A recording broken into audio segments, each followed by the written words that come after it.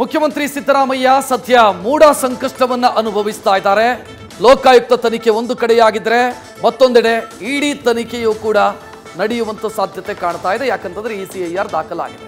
ಈ ಮಧ್ಯೆ ಸಂಕಷ್ಟದ ಮಧ್ಯೆ ರಾಜ್ಯ ಸರ್ಕಾರದ ಪ್ರಭಾವಿ ಸಚಿವರು ರಹಸ್ಯ ಸಭೆಯನ್ನ ಮಾಡಿದ್ದಾರೆ.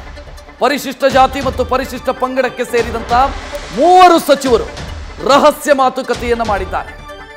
ಗೃಹ ಸಚಿವ ಡಾಕ್ಟರ್ ಜಿ ಪರಮೇಶ್ವರ್, ಲೋಕೋಪಯೋಗಿ ಸಚಿವ ಸತೀಶ್ ಜಾರಕಿಹೊಳಿ, ಸಮಾಜ ಕಲ್ಯಾಣ ಸಚಿವ HC ಮಹದೇವಪ್ಪ, ಈ 3 ಕ್ಲೋಸ್ ಡೋರ್ ಸಭೆಯನ್ನ ಮಾಡಿದ್ದಾರೆ. 1.5 ಗಂಟೆ ಈ 3 ಸಚಿವರು ಚರ್ಚೆ ಮಾಡಿದ್ದಾರೆ. ಸದ್ಯ CM ರಾಜೀನಾಮೆ ಕೊಡಬೇಕು ಅಂತ ವಿಪಕ್ಷ ನಾಯಕರು ಆಗ್ರಹಿಸ್ತಾ ಇದ್ದಾರೆ. ಜೊತೆಗೆ ಹಲವು ರಾಜಕೀಯ ಬೆಳವಣಿಗೆಗಳು ಕೂಡ ನಡೀತಾ ಇದೆ.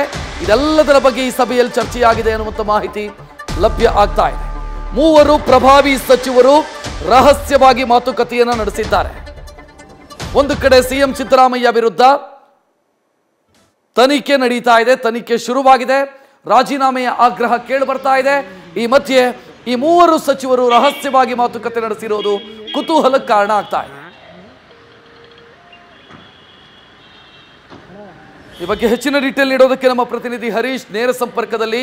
ಹರೀಶ್, 3 ಪ್ರಭಾವಿ ಸಚಿವರು ಒಂದು ಕಡೆ ಸೇರಿದ್ದಾರೆ, ರಹಸ್ಯವಾಗಿ ಮಾತುಕತೆ ಮಾಡಿದ್ದಾರೆ ಅಂತಂದ್ರೆ ಬೇರೆಯದ್ದೇ ಅರ್ಥಗಳು ಸಿಗ್ತಾ ಇದೆ ಇಲ್ಲಿ.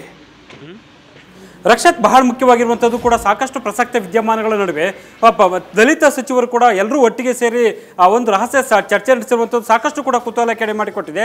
ಅದರಲ್ಲೂ ಕೂಡ ಪ್ರಮುಖವಾಗಿರುವಂಥದ್ದು ಕೂಡ ಇದು ರಾಜ್ಯ ರಾಜಕಾರಣದಲ್ಲಿ ಕಾಂಗ್ರೆಸ್ನಲ್ಲಿ ಪ್ರಮುಖ ಹಿರಿಯ ಸಚಿವರು ಕೂಡ ಆಗಿರುವಂಥದ್ದು ಕೂಡ ಹೌದು.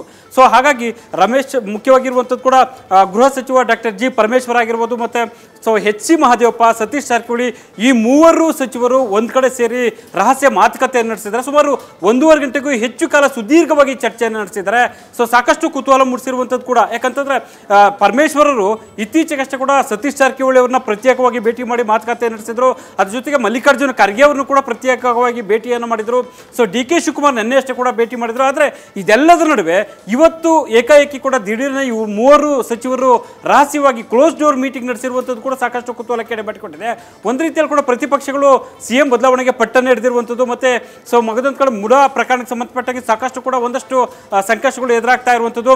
ಸೊ ಮಗದೊಂದು ಕಡೆ CM ಸಿದ್ದರಾಮಯ್ಯ ಅವರು ಯಾವುದೇ ಕಾರಣಕ್ಕೂ ನಾನು ರಾಜೀನಾಮೆ ಕೊಡೋದಿಲ್ಲ, ನಾನು ಯಾವುದೇ ತಪ್ಪು ಮಾಡಿಲ್ಲ ಅನ್ನುವಂಥ ಮಾತನ್ನ ಪ್ರಸ್ತಾಪ ಮಾಡ್ತಿರುವಂಥದ್ದು. ಇಲ್ಲೆಲ್ಲದರ ನಡುವೆ ಈ 3 ಸಚಿವರು ಸಾಕಷ್ಟು ಕೂಡ ರಹಸ್ಯ ಸಭೆ ನಡೆಸಿರುವಂಥದ್ದು ಕುತೂಹಲ ಕೆಡೆ ಮಾಡಿಕೊಟ್ಟಿದೆ. ಒಂದು ಈಗ ದಲಿತ CM ಅನ್ನುವಂಥ ಕೂಗುಗಳು ಕೂಡ ಆಗಾಗ್ಗೆ ವ್ಯಕ್ತ ಆಗ್ತಾ ಇದೆ. ಸೊ ಒಂದು ಈ ರೀತಿಯ ಬೆಳವಣಿಗೆ ನಡುವೆ ಸೊ ಈ 3 ಸಚಿವರು ರಹಸ್ಯ ಸಭೆ ನಡೆಸಿರುವಂಥದ್ದು ಹಲವು ಪ್ರಶ್ನೆಗಳನ್ನ ಹುಟ್ಟುಹಾಕಿದೆ. ಜೊತೆಗೆ CM ಸಿದ್ದರಾಮಯ್ಯವನ್ನು ಕೂಡ ಈ ಒಂದು ಆಪ್ತ ಬಳಗದಲ್ಲಿ ಗುರುತಿಸಿಕೊಂಡಿರುವಂಥ ಸಚಿವರು ಕೂಡ ಹೌದು. ಹಾಗಾಗಿ ಈ ಹಿಂದೆ ಸೊ ಸದಾಶಿವನಗರದಲ್ಲಿ ಪರಮೇಶ್ವರ್ ಅವರ ನಿವಾಸದಲ್ಲಿ ಕೂಡ ಇದೇ ಸಚಿವರು ಕೂಡ CM ಸಿದ್ದರಾಮಯ್ಯ ಅವರ ಸಮ್ಮುಖದಲ್ಲಿ ಸಭೆಯನ್ನು ನಡೆಸಿದ್ರು. ಇದೀಗ ಈ 3 ಸಚಿವರು ಪ್ರತ್ಯೇಕವಾಗಿ ಕೂಡ ಸಭೆಯನ್ನು ನಡೆಸಿರುವಂಥದ್ದು ಸೊ ಸಾಕಷ್ಟು ಕುತೂಹಲ ಕೆಡೆ ಮಾಡಿಕೊಟ್ಟಿರುವಂಥದ್ದು. ರಕ್ಷತ್, ಥ್ಯಾಂಕ್ ಯು ಹರೀಶ್ ಮಾಹಿತಿಗೆ. ನ್ಯೂಸ್ ಫಸ್ಟ್ ನಿರ್ಭೀತಿಯಿಂದ ನಿಮ್ಮ ಪರವಾಗಿ.